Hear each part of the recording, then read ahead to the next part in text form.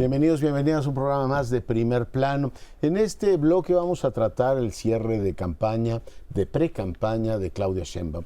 Lo hizo en la Ciudad de México y la verdad es que visto en retrospectiva, pues fue una exhibición de poder de las fuerzas políticas extraordinaria, es decir, logró un evento que recuerda pues a los del PRI de la época de los 80, ¿no? Una cosa muy bien organizada, con las dirigencias de sus socios, precisamente ahí en el estrado, un gran equipo de personas acompañándola, en enorme contraste con Xóchitl Gálvez, que apareció sola.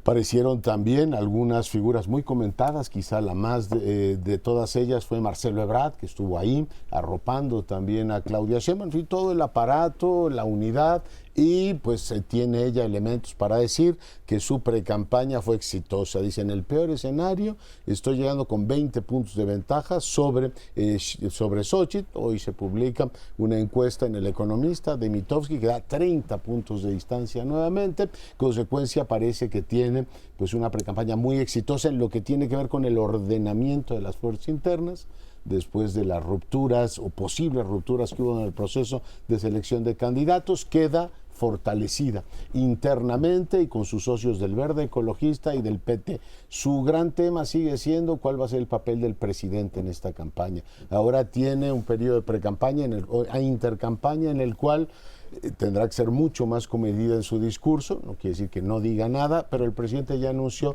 que a partir del día 5 lanza una carretada de reformas constitucionales, digamos en 10, vamos a ver cuántas plantea el presidente, entre otras la posibilidad de constitucionalizar los programas sociales.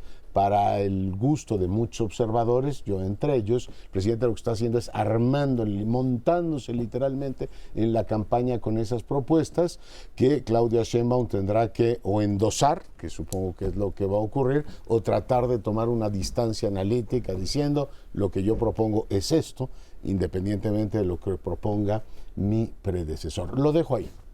Pues una muy buena síntesis. Cuando uno se mete a revisar en más detalle el documento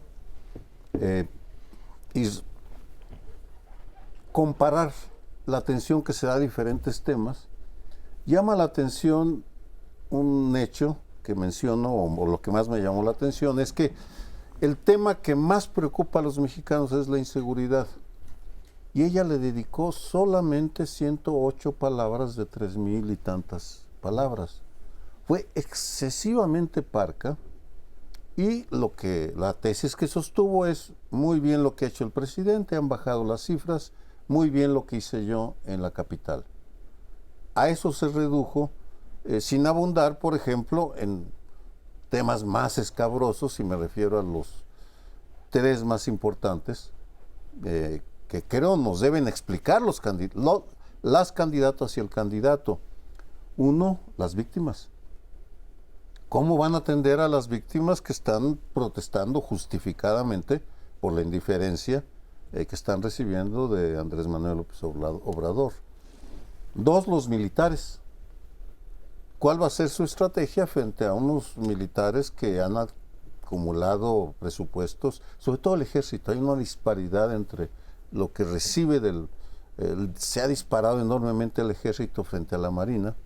Y finalmente la guerra en curso entre el cartel Jalisco Nueva Generación y el de Sinaloa, que está provocando una caos en varios estados, Guerrero, Michoacán, Chiapas, por ejemplo.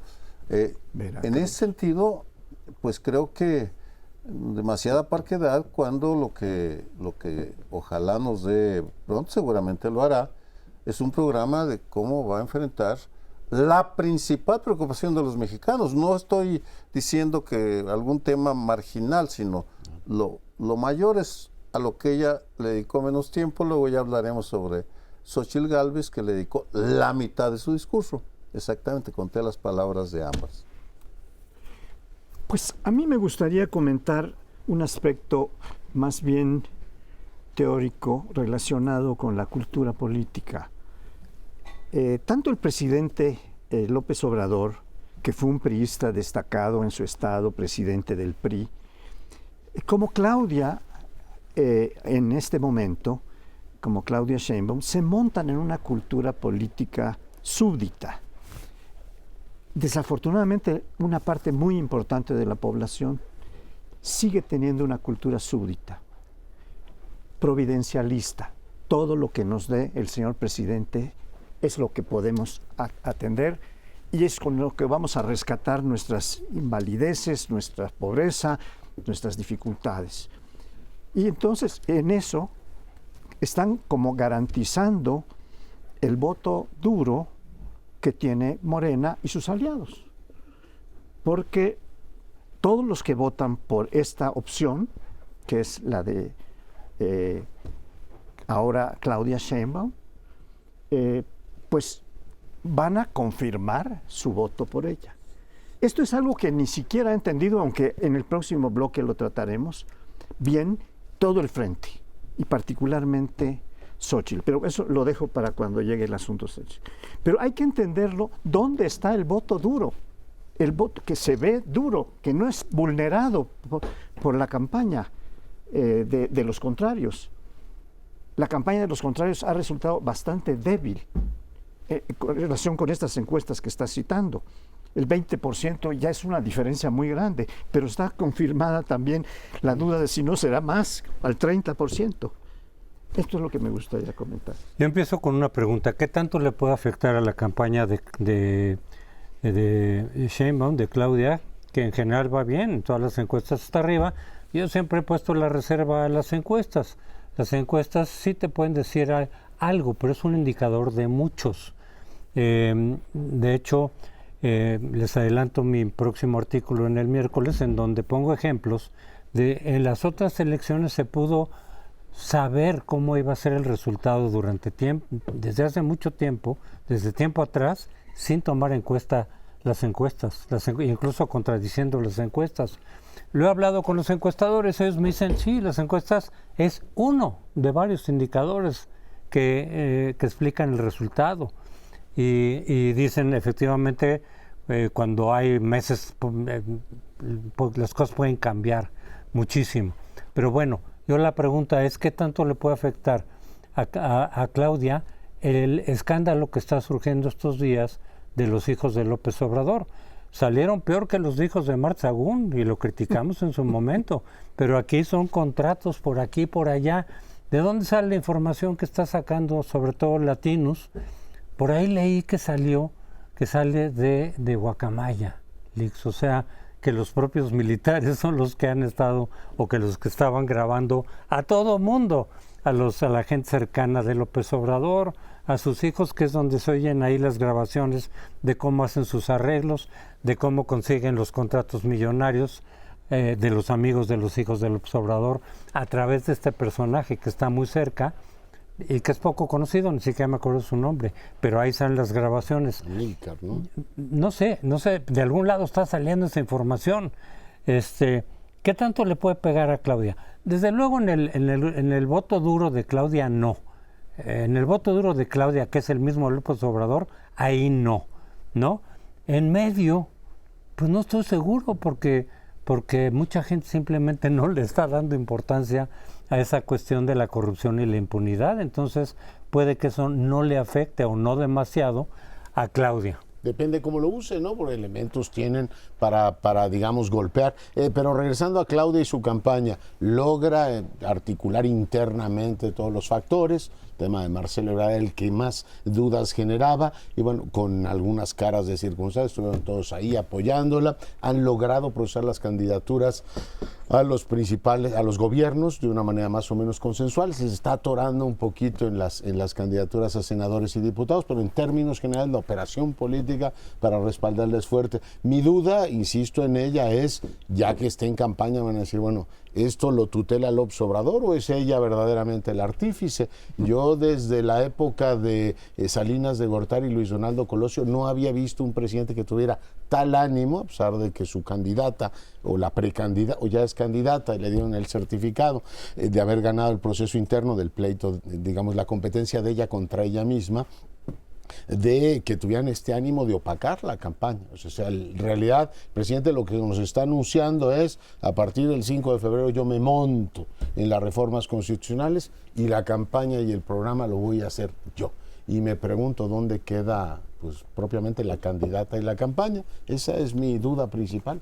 Pues es una duda que todos tenemos, porque en privado están saliendo mensajes o mensajeros que se acercan a sectores de clase media críticos con la política del presidente.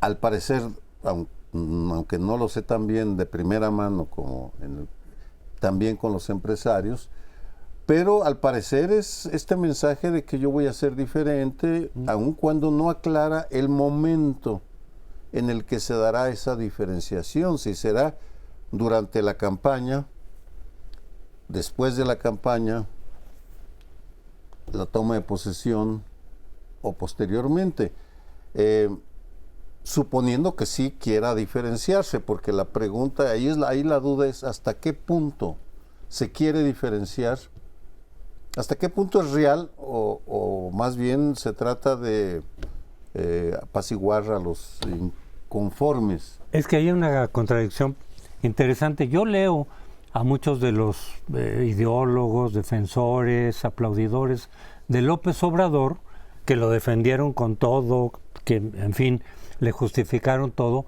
Ahora leo el mensaje de que Claudia es distinta, de que ella es científica, de que va a ser racional, de que es más moderada, de que es más centrada, con lo cual implícitamente nos están diciendo que López Obrador no lo era, aunque lo defendieron en su momento.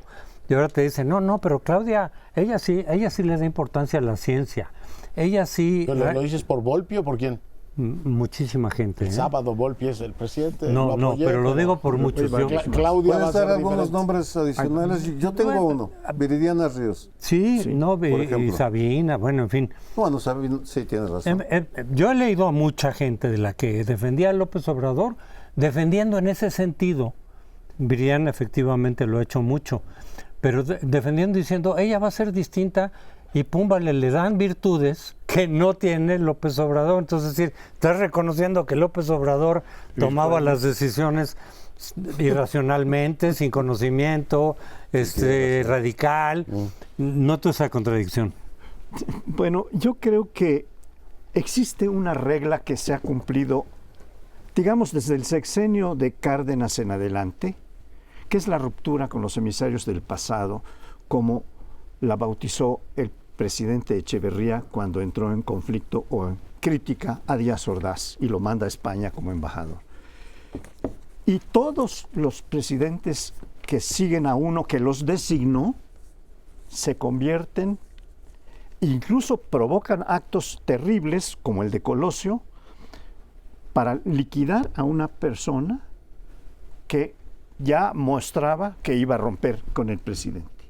En su discurso de marzo, Colosio habla de un pueblo sediento de justicia, de paz, de democracia.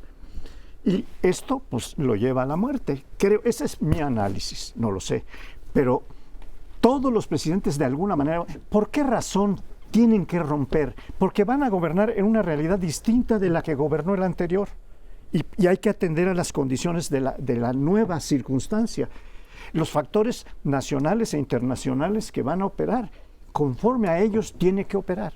Sí. Entonces, pues será interesante porque el presidente ha dicho, nadie puede que esté en el poder, va a ser un títere, yo no voy a poder manejar a Claudia Sheinbaum. Ha dicho, este fin de semana dijo, la que venga será mejor que yo, sin duda. Y uno se pregunta, si es tan buena y tiene tanta autonomía, ¿por qué le hace usted la campaña? ¿Por qué no se va eclipsando suavemente como han optado otros presidentes? Y si la propuesta de segundo piso de la Cuarta Transformación es tan atractiva y tiene tanta autonomía la candidata, pues déjela crecer. Yo ahí sí veo una contradicción mucho más fuerte que la que señalaba en este caso Crespo, que la veo. Digo, Volpi, después de la zarandeada que le dio el presidente, dice, bueno, yo sí lo apoyé, pero ahora confío en que Claudia Sheinbaum regrese. En fin, y suscribo tu sorpresa, pero en el caso del presidente, si va también la candidata, pues déjela ser, porque tiene usted que estar ocupando todo el espacio. Pero espacio es lo que no nos queda. Pausa, regresamos en un instante.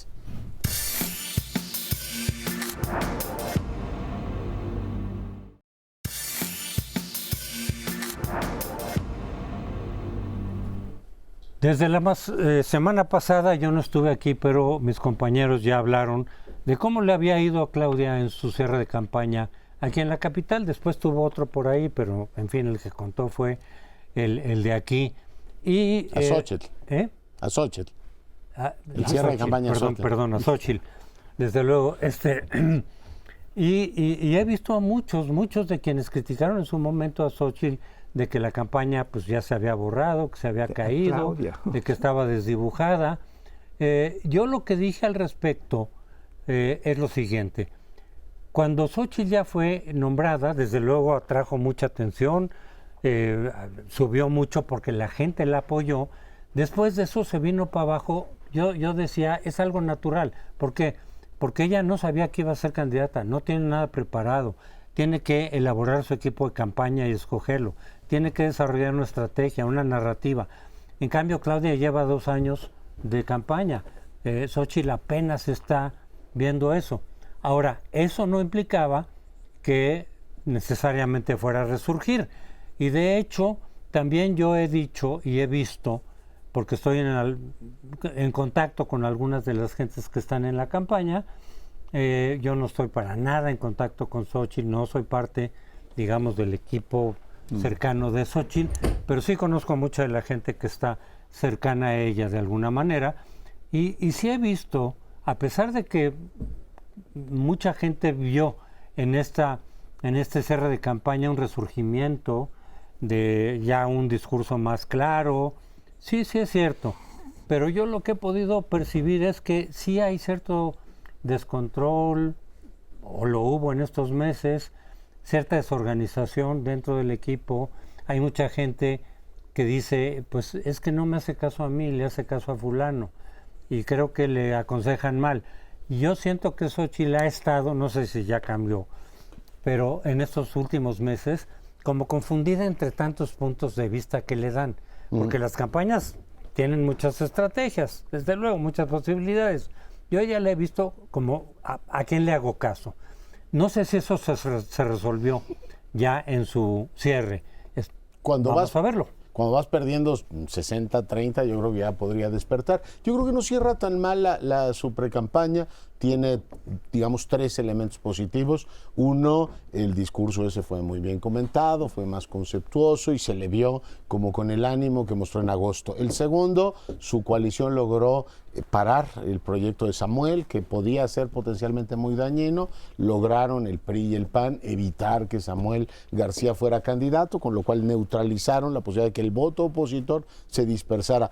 Sigue siendo en este caso una figura hoy centrada, con, digamos, cierto carisma en algunos sectores. Serían los 3 principales puntos. Lo que sigo sin ubicar es que no está conectando con un porcentaje muy amplio de la población que está reprobando el gobierno del López Obrador. Está en torno al 43%, trae 13% con el cual todavía no conecta todavía con jóvenes, y cuando ves no solamente los que están enojados con el presidente, sino con aquellos switchers que dicen, bueno, pues yo no sé todavía por quién voy a votar, que en principio son la mayoría los que decidirían la elección de este país, todavía no conecta con ellos. O sea, trae ahí un problema sociológico de comunicación, no sé cómo ubicarlo, mucho más allá de orden en su campaña, que no ha logrado resolver. Y por otro lado, pues los partidos, ya platicamos la semana pasada el desastre que le dejó Marco Cortés, pero el mensaje que están mandando, ahí vienen los Manlio Fabio Beltrones, o sea, ahí vienen los políticos de toda la vida, lo cual refuerza la línea del presidente de ahí vienen de regreso estos señores. Creo que para ellos es un problema, ¿no? Pues es que sí, vienen los políticos de toda la vida, perdón. Sí. Es que no lo podemos negar. Vienen los Beltrones, los Alejandro Morenos, en fin, todos. Todos. Y de todos los partidos. No todos, algunos ya se pasaron a Morena. Por supuesto. No, a lo que estoy diciendo es que no tiene, se les ve, así como a Claudia la acotan el presidente y ellos, claro, a Xóchitl la está acotando, la están acotando los partidos, vamos. Sí. La sociedad, bueno, aparece de cuando en cuando para echar porras y agitar banderitas, pero muy poco más. Ujú. Regreso a la misma comparación para darle consistencia al análisis. Si uno compara lo poco que habló Claudia Sheinbaum de tema seguridad, lo opuesto fue Xóchitl Gálvez. Le dedicó la mitad de su discurso, 800, casi 900 palabras, de 1800 aproximadamente. Es decir, es evidente que ese va a ser el eje de su campaña. Y en ese sentido, yo creo que ahí ya hay una definición muy clara. Sin embargo, es un discurso apasionado, con mucha protesta, mucha crítica a lo que ha estado haciendo el presidente. Es fundamental, pero muy poca propuesta y nula autocrítica, porque ese discurso lo pronuncia en Guanajuato, donde gobierna el PAN desde hace 30 años y en donde el crimen organizado ha encontrado un paraíso, desde el Santa Rosa de Lima hasta el Jalisco Nueva Generación. Se disputan Celaya. el riquísimo Bajío, porque es un emporio que permite florecer el huachicol, la industria de la extorsión, etcétera.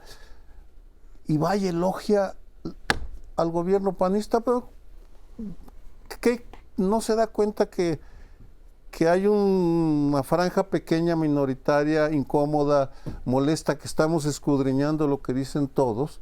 Pues parece que no.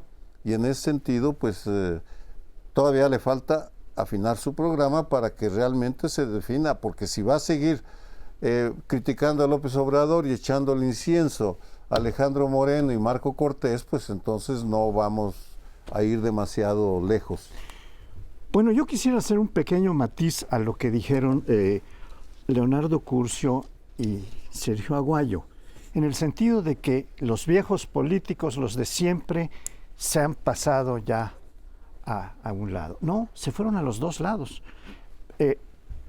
¿Quieren algo como Osorio Chong?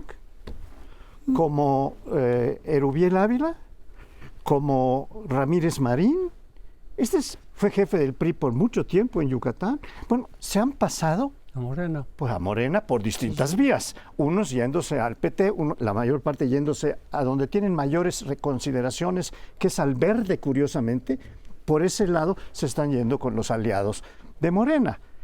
Entonces, ese es un pequeño matiz, porque los viejos políticos, los que han hecho política siempre, los más mañosos y los más importantes y que conocen el medio mexicano, se han ido a los dos. Pero mayoritariamente en provincia se han ido a Morena y sus aliados, entre otras cosas, no a la oposición.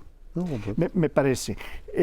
La otra cuestión que yo quisiera decir es que hay un momento en la campaña de Xóchitl en donde empieza a surgir con tú incluso nos llamaste la atención, oye, están ustedes muy entusiasmados. No, es que fue un surgimiento muy fuerte el de Xóchitl cuando toca la puerta del palacio y no le abren, y cuando no le dan su derecho de réplica a pesar de estar apoyado por un amparo, y todo esto pues hace que suba, pero llega un momento en que tiene un límite, en que está llegando a un tope. Yo puedo decir, poner un matiz al matiz. No, es un complemento, Paoli. ¿Sí? Lo llamativo es lo siguiente. Del lado de Xóchitl se supone que venía la novedad, la candidata de la sociedad civil, una mujer más abierta, sin compromisos, y de pronto viene todo ese grupo. Del lado de López Obrador, ¿tú has dudado en algún momento que la vieja política priista regresó? Le agrego nombres, ¿quieres alguno más? Murat, y sí, todo. Bueno. Pues todo se pasaba con López Obrador. El discurso de Claudia, que yo no estoy seguro que ella lo haya escrito, incluye párrafos de políticos de los 60, ese que dice: ellos son hijos de Iturbide y de Santana y nosotros somos hijos del 68 y de Morelos. Dice, yo me acuerdo que Muñoz Ledo, cuando era joven, pronunciaba esos discursos. Es decir, la vieja política está instalada en Morena y ha logrado aceitar el aparato corporativo, pero se supone que Xóchitl vendía algo nuevo. Entonces, si me aceptas el matiz al matiz, Sí, estamos aceptado. de acuerdo. No sé qué. Un matiz del matiz del matiz. ¿Va a esperar a que Crespo comente? No, prefiero esperarme. Adelante si quieres. No, prefiero adelante. No, bueno, lo que digo es que no sé qué tanto daño le vaya a hacer, así como dije, no sé cuánto daño le va a hacer a Claudia lo de los hijos del Obrador, lo de Coahuila a Xóchitl. Ella se deslindó, ella no era la candidata, ella lo reprobó, ella dijo está mal hecho, eso me parece que está bien, porque en lugar de tratar de tapar o negar, como lo hacen mucho en Morena, que ahí no se dicen las cosas, se tapan, se desmienten, ella dijo no, sí está mal, pero yo no estaba ahí. Ahí tiene que haber un deslinde de la gente si es que ella quiere jalar a ese sector que inclina la balanza, decir, no vas a votar por Alejandro Moreno, no vas a votar por Marco Cortés, que muchos han propuesto que se salga como para saldar, digamos, ahí ese daño, no creo que lo vaya a hacer, pero el discurso en parte o la orientación tiene que ser decir, vas a votar por Xóchitl con lo que ella tenga, con lo que ofrezca, con lo que represente. Los partidos PRI, PAN, PRD ya sabemos que tienen mala imagen en muchos sectores, no vas a votar por ellos, son el vehículo, no puedes prescindir de ellos, pero tienes que concentrar la imagen en Xóchitl, porque de lo contrario, pues sí, va a ser difícil que avance. Perdón, yo quisiera intervenir no solo para aceptar al matiz, y Del probablemente matiz el matiz del matiz, que viene muy a cuento, sino para hablar mal de la clase política mexicana. Porque son un oportunista, un acomodaticio, se van donde pueden tener mejores condiciones. Hay amigos míos, por ejemplo, que fueron del PAN, no quiero mencionar ningún nombre, pero tengo varios, entre ellos mi querido amigo Javier Corral, se va a Morena, no se va con el PRI, al que estuvo atacando terriblemente, ¿verdad? Y hay otros que son acomodaticios, oportunistas, por encima de cualquier cosa, pragmáticos demencialmente. Eso es descripción, Paoli.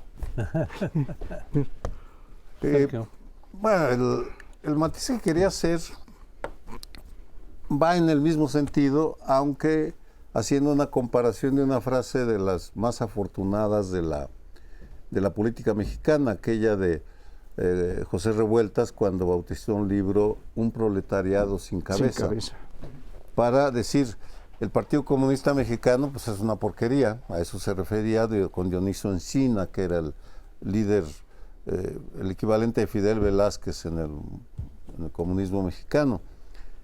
Y me parece, toda proporción guardada, que lo que estamos viendo es que la sociedad civil, que sí existe, que es una categoría que era inexistente en los años 40 y 50, porque apenas estaba conformándose. Los estudios de Gustavo Verduzco, ya fallecido, colega del colegio, muestran cómo ha ido creciendo. Y en ese sentido, perdón. Ya, se nos fue el tiempo, sí. Discúlpame. No, es que no lo vi. Nos vemos. Te estaba yo tratando de hacer sí. Pero no. Me emocioné, lo siento.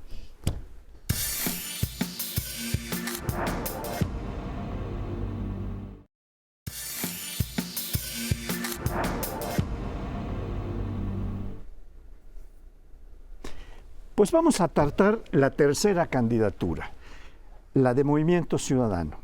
En realidad esta candidatura ha venido rebotando de un sainete en otro, de una comedia de equivocaciones, como dijera Shakespeare, porque primero tuvimos un candidato boyante. Primero hubo una expectativa muy grande de si Ebrard iba a aceptar la candidatura de... Y ese es el que le hubiera aportado más a Morena, aunque hubiera recibido lo menos de lo que él calcula va a recibir con Morena. El Movimiento Ciudadano hubiera recibido Ebrard menos, pero hubiera aportado mucho más. Yo creo que este es un cálculo que debe haber hecho, eso es lo que yo creo. Pero bueno, volviendo a los sainetes que dieron primero lugar al fosfo que mostraba los zapatos y que atrajo a muchos jóvenes que andan en esa onda, ¿no? Los jóvenes, sobre todo de la clase media y sobre todo de la clase media un poquito más arriba de la media superior, digamos, estaban con este tipo. Pero ahora ha surgido un candidato, el que pudo salir, porque no había otro, Ya Patricia Mercado había dicho, yo no voy, porque estaba viendo lo poquísimo que le puede dar, y ella ya fue candidata y tuvo 1 millón de votos. A lo mejor no los alcanza Álvarez Maínez, a lo mejor sí, pero Álvarez Maínez le va a aportar algo a Movimiento Ciudadano. Crecer en algunos lugares, como ha venido creciendo, cayendo de la mata cualquier fruto, el catch-all, lo que atrapan todo lo que cae de los distintos partidos, de las circunstancias, de los oportunistas, etcétera. Y aunque ganen o no las posiciones, ganan votos. Y esto les sigue para surgir y tener bancadas más grandes. Esto es lo que ha traído esta candidatura de Álvarez Maínez. Bueno, yo ahí sí quiero matizar porque con 2 consideraciones. Primero, tal vez ilustra el peso negativo que pueden tener los caudillismos cuando se sobreponen a las instituciones. Y en el caso de Movimiento Ciudadano, claramente fue una mala decisión. Jorge Castañeda, que anda muy agudo escribiendo en Nexos, pero escribió un texto que me pareció muy acertado, que dice: Dante Delgado dudó y dudó y dudó y dejó pasar una oportunidad tras otra y al final se le acedó el proceso y se quedó con Álvarez Maínez. Segundo, y aquí viene el matiz, tu comentario sobre el crecer. ¿En dónde ha crecido Movimiento Ciudadano? ¿Dónde ha tenido brotes? Él está montado sobre... En Jalisco. No, Jalisco es otro fenómeno. Pero Jalisco no es Movimiento Ciudadano. Bueno, no, perdóname, lo conozco muy bien. Es un movimiento regional. Ahorita te contesto. Y Enrique Alfaro ha sido muy claro. No se confundan. Aquí nosotros crecimos y él crece con un trabajo de base bien interesante que alguna vez lo comenté desde Tlajomulco. Él empieza, su base de poder es Tlajomulco, que es una ciudad gigante, pegada a Guadalajara. Pero en todo caso, el gran enigma es qué va a hacer Jalisco. Y al que no le estamos prestando la atención porque no se les ve muy convencidos de lo que está pasando con Álvarez Maínez, aun cuando tampoco están seguros como Marcelo Ebrard en sus cálculos de que les conviene dejar Movimiento Ciudadano. Es decir, probablemente en algún momento tengamos que analizar a los partidos, qué está implicando para los partidos esta campaña y el fenómeno López Obrador. Son solo matices y preguntas que sugieren dentro de lo que a mí me parece un manejo desastroso de la selección de un candidato a la presidencia. A mí me parece que Movimiento Ciudadano llega o cierra la precampaña con efectivamente 3 menos, o sea, 3 elementos negativos. Uno, ya lo comentaron ustedes, la selección de candidatos fue un desastre y vino efectivamente Dante jugando con distintas opciones y al final se quedó con el sustituto del sustituto, lo cual lo pone en una situación sumamente débil en el arranque. 2, regionalmente fracturó al partido, es decir, tienes de hecho, Álvarez Maínez cierra campaña en Monterrey con la presencia de la esposa del gobernador. Va a Colosio y Colosio se niega a ponerse el traje ese fosforescente, como marcando la diferencia. Se puso un traje muy parecido al que usamos en este programa, como diciendo, yo no comparto esta idea de una política de que el fosfo y la ligereza y qué simpático soy. Yo creo que el mensaje está ahí claro. Tiene un partido ampliamente fracturado y lo tiene fracturado desde antes porque en algún momento Alfaro dijo tendríamos, y lo dijo Clemente Castañeda también muy claro, no que fragmentar a la oposición en una elección como están las cosas, sino optar, que no descarto que en algún momento Alfaro reconduzca una parte de sus apoyos y diga, hay que apoyar a Xóchitl Gálvez. Aquí el tema es, o es Claudia o es Xóchitl, ya olvídense de todo lo demás. Y el tercero, que para mí es muy importante, Movimiento Ciudadano había abierto la posibilidad de una discusión diferente de la política. Mandó llamar al Mexicolectivo y le pidió al ingeniero Cárdenas y a muchos otros incorporar a sociedad civil, una reflexión más amplia de la política desde la lógica de la socialdemocracia, que es algo que le urge a este país, ¿no? Una modernización del sistema de partidos, y acaban vendiéndonos mercadotecnia de mala calidad. O sea, si los planteamientos socialdemócratas y la complejidad que supondría, por ejemplo, edificar un estado de bienestar sobre bases, digamos, sólidas, se evade para tener una política basada en Samuel y su señora, tú dices, pues es una claudicación en toda la línea de lo que era un partido que nos proponía tesis socialdemócratas que acabaron en, iba Nada. a decir babosadas, es decir, generalidades y mercadotecnia pura. Conozco el proyecto de México Colectivo, hay cosas muy buenas, había gente de la que participó de lo mejor, de primera, de académicos, puedo decir muchos nombres, y de pronto efectivamente lo que tenemos son los tenis naranja, ¿no? Y los chistoretes y todo eso. Entonces ese proyecto muy bueno, socialdemócrata, está totalmente borrado. Pero hay dos grandes mentiras que ha manejado Movimiento Ciudadano, como todos los partidos, ya sabemos, pero dos, una, me bajaron de la candidatura, dice Samuel. No, él se quitó. ¿Por qué? Porque constitucionalmente él no podía decir quién lo iba a sustituir. Y dijo, lo pone el Congreso, PRI-PAN, me van a sacar el cochinero que seguramente debe tener ahí. Él se bajó, insiste en decir, lo bajaron el PRI y el PAN. No, señor. Segundo, dicen, llegamos al segundo lugar, quitamos a Xóchitl. Eso lo dijo una sola encuesta, pagada quién sabe por quién. Todas las demás han puesto en tercer lugar a Movimiento Ciudadano. Y claro que Maínez dice, voy a llegar al segundo y quién sabe, lo veo muy difícil. Lo que sí es muy claro, porque lo dijo López Obrador en una mañanera, es ¿de qué se trata el hecho de que Movimiento Ciudadano vaya por su lado? En su momento que era Samuel, se bajó, ahora es con Álvarez Maínez, de quitarle votos a la oposición. ¿Quién lo dijo? López Obrador. ¿Dijeron algo al respecto en Movimiento Ciudadano? ¿Lo desmintieron? No. Entonces así se va a interpretar. Ellos podrán decir que ellos tienen su derecho, y sí lo tienen, de ir por su lado, que el PRI y el PAN, de acuerdo. Pero la lectura que se está haciendo y se va a seguir haciendo es, dependiendo de cuántos votos obtenga, ¿no? Porque a lo mejor tiene pocos votos y no influye. Pero si obtiene muchos votos que pudieran ser determinantes en el resultado, y este es en favor de Morena, no los van a bajar de esquiroles. Bueno, yo creo que este es un programa, y en general lo digo no por el de este día, el de esta noche, sino en general es un programa que va haciendo matices de los matices, con lo cual va perfeccionando el análisis colectivo que podemos hacer entre todos. A propósito de esto, puede decirse que lo bajaron el PRI y el PAN. Lo que hicieron el PRI y el PAN, como ha sugerido, es poner un puente de plata para que se fuera a una campaña presidencial donde no iba a tener nada importante que atacar a su candidata y les iba a dejar el gobierno de Nuevo León, porque inmediatamente le dieron no por un ratito, le dieron una licencia que tenían derecho a hacerlo en el Congreso local por 6 meses y le quitaron la posibilidad de seguir siendo gobernador de los estados, porque no puede un gobernador del estado ser candidato. Entonces, y dijo, no, mejor me regreso a lo que ya tengo. Y un matiz que yo haría es que sí ha crecido en Jalisco Movimiento Ciudadano.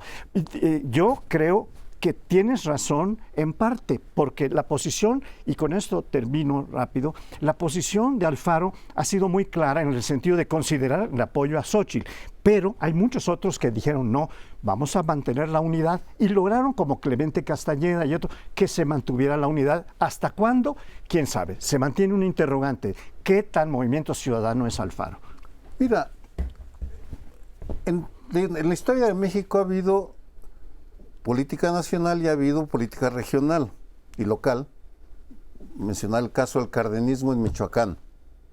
Era un movimiento auténticamente, era el cardenismo.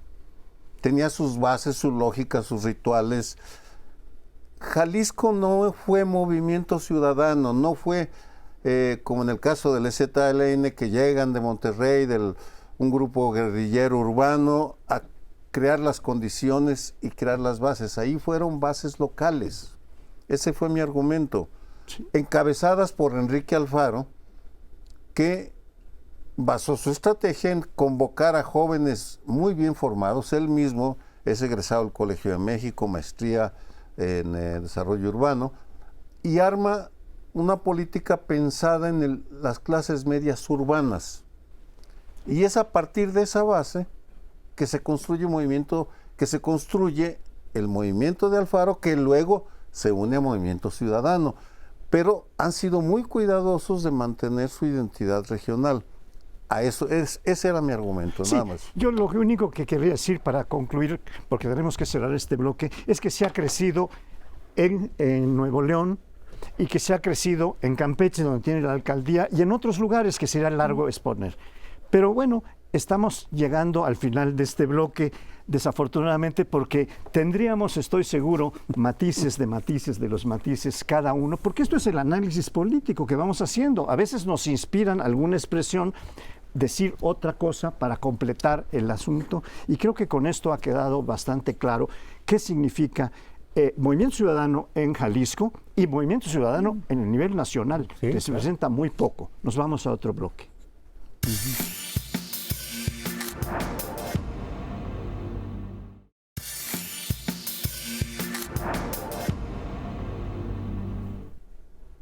Nos vamos al último bloque con un deseo y 3 comentarios.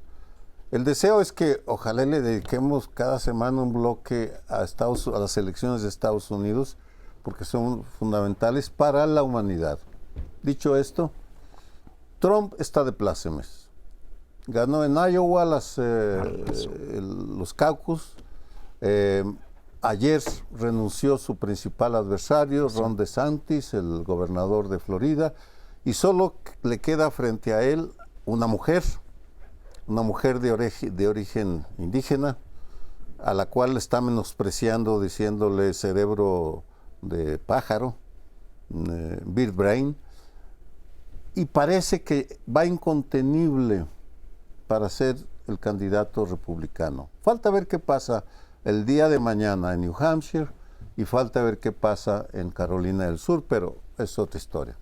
En todo caso, va en caballo de hacienda. ¿Por qué es importante?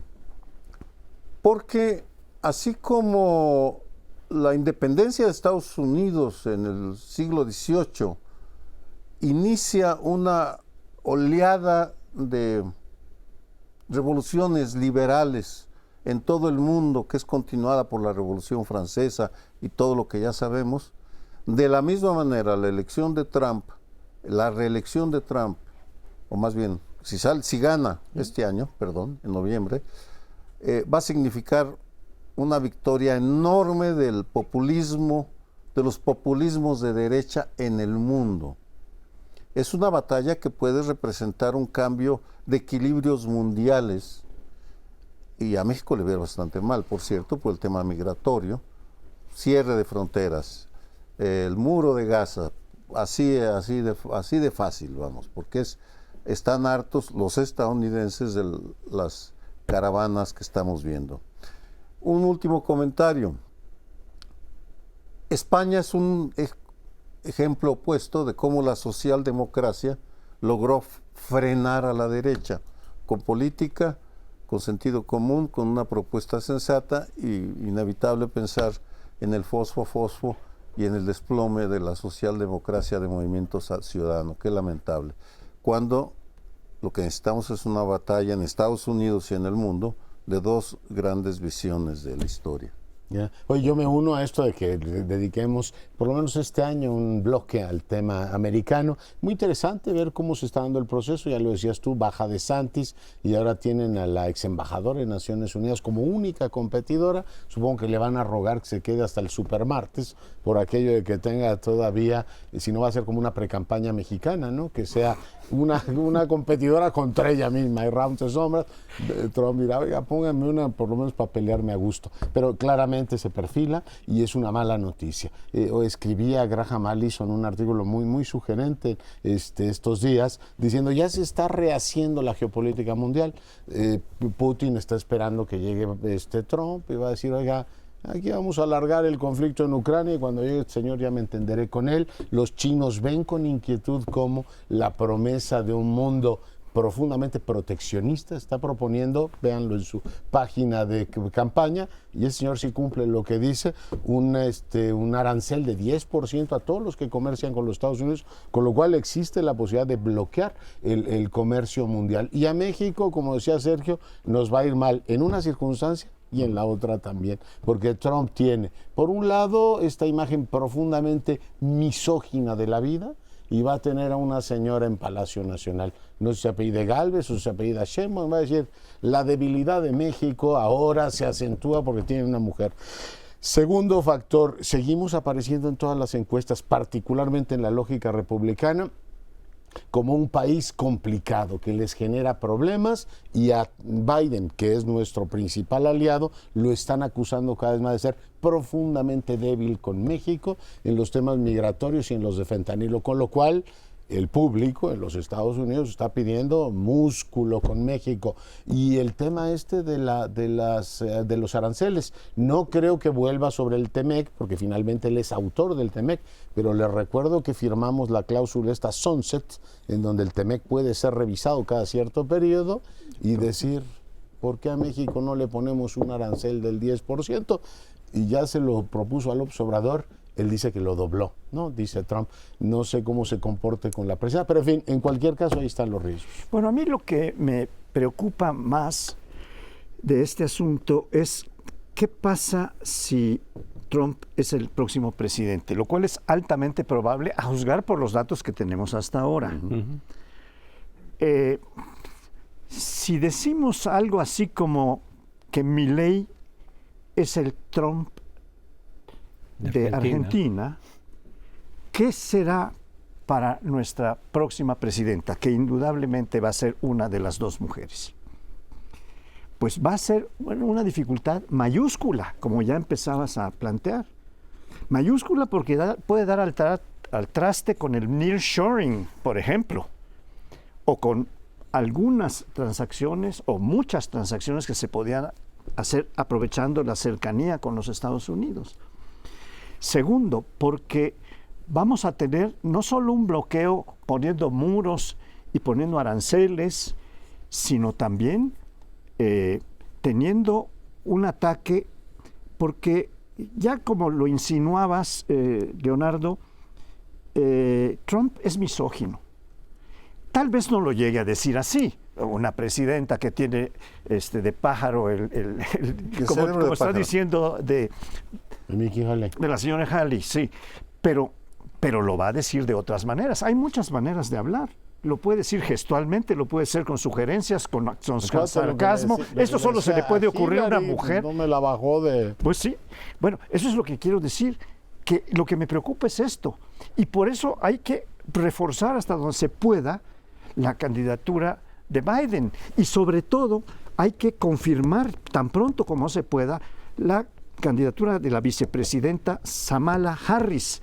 Porque Biden, y con eso termino, Biden es un hombre débil por su edad, lo reconozco en la mía, que hay debilidades que tiene, puede fallar y tendríamos que tener una persona que como Kamala Harris podría darnos un trato muchísimo mejor que el que nos da tanto Biden como el propio Trump. Perdón.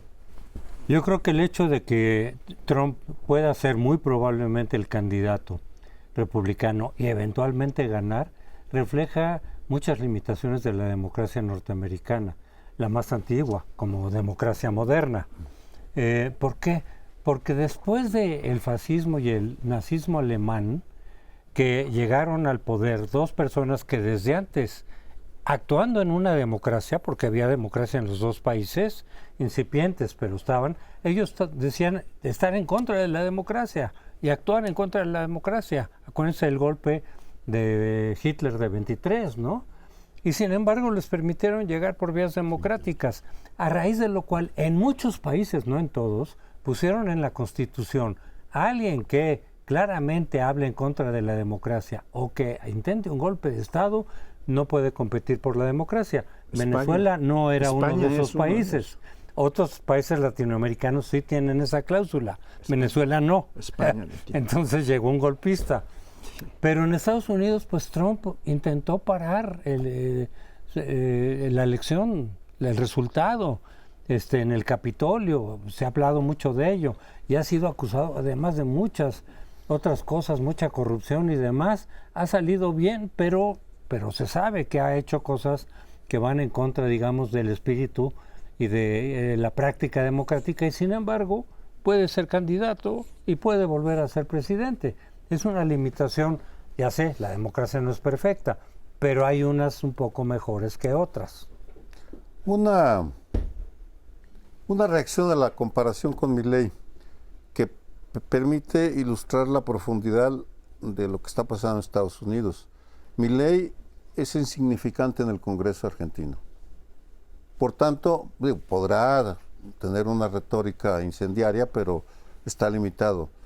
Trump es el resultado de un poderosísimo movimiento que inicia como reacción a los años 60, a la rebelión de las minorías en Estados Unidos, y que es extraordinariamente poderoso.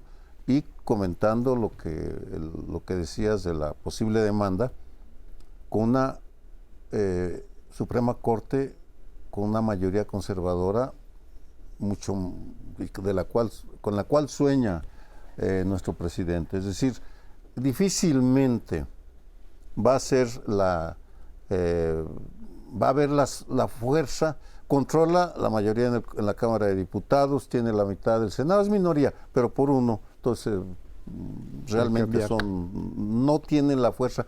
Trump tiene esa base que le permite llegar. Y en ese sentido, hay un dicho: no hay que preocuparse sino ocuparse, y nuestros candidatos y nuestros partidos no se ocupan de este tema. Me refiero al debate mundial, lo que significa para el mundo. Pero nos tenemos que ir, si no nos jalan las orejas a todos. Hasta el próximo lunes.